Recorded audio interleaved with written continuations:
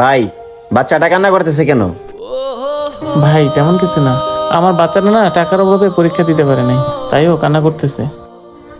কেন ভাই, পরীক্ষা দিতে পারবে না কেন?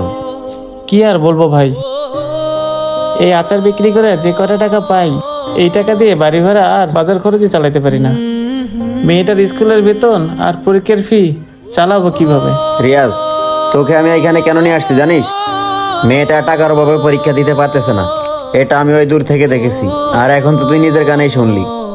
রিয়াজ শোন, তোকে একটা কথা বলি, আমরা তো রেস্টুরেন্টে যাই কত টাকাই উড়াই। আজকে রেস্টুরেন্টের টাকাটা খরচ না করে একটা ভালো কাজে ব্যয় করি। হরে বন্ধু, আমরা তো কখনো ভালো কাজ করিনি।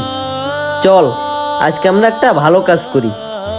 তাহলে বন্ধু আমরা রেস্টুরেন্টে না যাইয়া এই টাকাটা মেয়েটাকে দিয়ে দিই, মেয়েটা পরীক্ষা দিতে পারবো।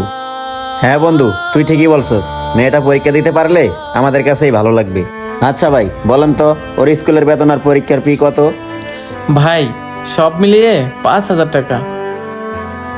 রিয়াজ, তাহলে টাকাটা বের করে দে। আচ্ছা ঠিক আছে।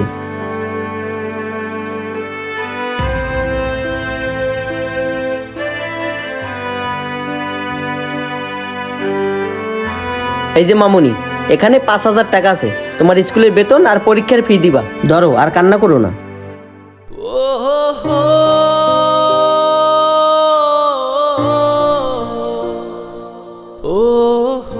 ভাই আপনাদের যে কি বলে ধন্যবাদ দিব, আজকে আপনাদের জন্য আমার মেয়েটা পরীক্ষা দিতে পারবে।